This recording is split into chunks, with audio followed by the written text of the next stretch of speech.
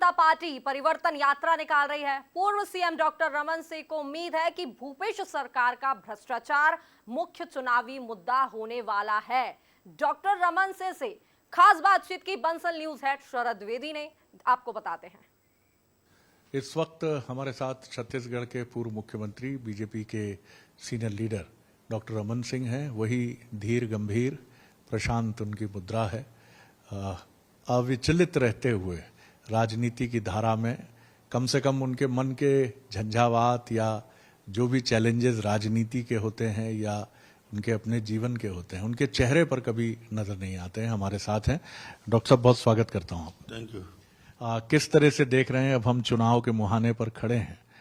तैयारियां भारतीय जनता पार्टी और भारतीय जनता पार्टी के चुनाव अभियान में जब से दो परिवर्तन यात्रा की शुरुआत हुई है, और एक दंतेवाड़ा से और दूसरा जशपुर से, और उस यात्रा के साथ साथ जो रिस्पांस जनता के बीच आ रहा है, और पौने 5 साल में भूपेश सरकार ने जिस प्रकार छत्तीसगढ़ के सारे विकास कार्य को ठप किया है, लोगों के मन में सरकार के प्रति नाराजगी है, और वो अब प्रकट रूप से जनता का भाव परिवर्तन यात्रा में सामने आ भी रहा है, और लोग परिवर्तन चाहते हैं।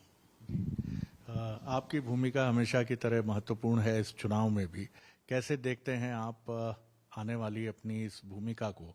और इस बार मध्य प्रदेश, छत्तीसगढ़ और राजस्थान में स्थानीय नेतृत्व के साथ प्रधानमंत्री नरेंद्र मोदी जी का चेहरा भी है, तो ये जो कॉम्बिनेशन है कि प्रधानमंत्री और स्थानीय नेतृत्व, क्या आप मानते हैं ये एक बेहतर कॉम्बिनेशन है, बहुत जबरदस्त कॉम्बिनेशन? नहीं, निश्चित रूप से डबल इंजन की सरकार और केंद्र के माननीय प्रधानमंत्री जी के नेतृत्व में जिस प्रकार 9 साल में तेजी के साथ हिंदुस्तान का विकास हुआ है, गरीबों के जीवन में परिवर्तन आया है। एक व्यक्ति 2014 के पहले और 14 के बाद में होने वाले परिवर्तन को खुद महसूस कर रहा है। उसके पास आवास नहीं था, उसके लिए आवास की व्यवस्था प्रधानमंत्री जी ने किया। उसके लिए 12 करोड़ शौचालय का निर्माण उन्होंने करने की, उनके लिए बिजली की व्यवस्था की, उनके लिए शुद्ध पेयजल की व्यवस्था करने का काम किया। गैस का सिलेंडर देने का काम माननीय प्रधानमंत्री जी ने इस पूरे कार्यकाल में करीब करीब 45 करोड़ लोगों के जनधन के खाते खोले गए।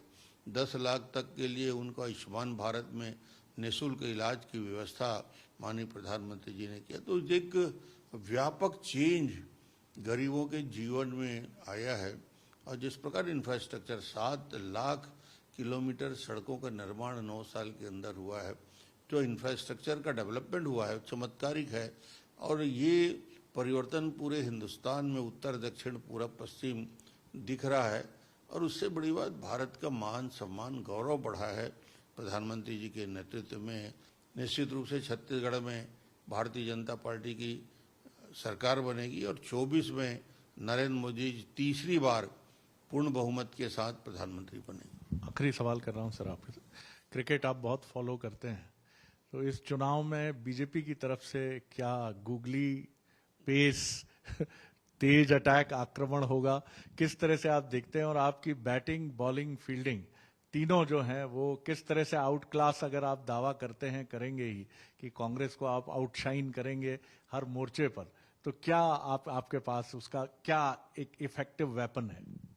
भारतीय जनता पार्टी का पूरा चुनाव अभियान सरकार के 5 साल के भ्रष्टाचार हो, चाहे 2140 करोड़ का शराब घोटाला हो, 540 करोड़ का कोयले का घोटाला हो, 1300 करोड़ का गौठान घोटाला हो, 600 करोड़ रुपया की चावल घोटाला हो, और जिस प्रकार करप्शन और जिस प्रकार पूरे छत्तीसगढ़ में पटवारी से लेकर कलेक्टर तक, चीफ सेक्रेटरी तक जिस प्रकार व्यापक रूप से लेन देन चल रहा है, ये सरकार पूरी तरीके से, और ये स्थिति प्रशासनिक जो ढांचा है वो पूरा चरमरा के बिखर गया है।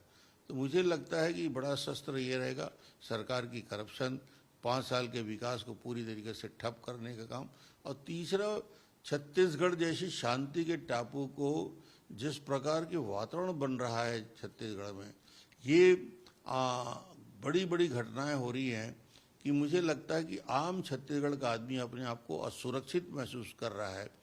बहुत धन्यवाद डॉक्टर साहब बंसल न्यूज से बात करने के लिए। और यही वजह है कि उनका पुरजोर दावा है कि 2023 में छत्तीसगढ़ में भाजपा और तीसरी बार केंद्र में प्रधानमंत्री नरेंद्र मोदी भाजपा की सरकार बनाएंगे। कैमरामैन योगेश के साथ शरद द्विवेदी, रायपुर।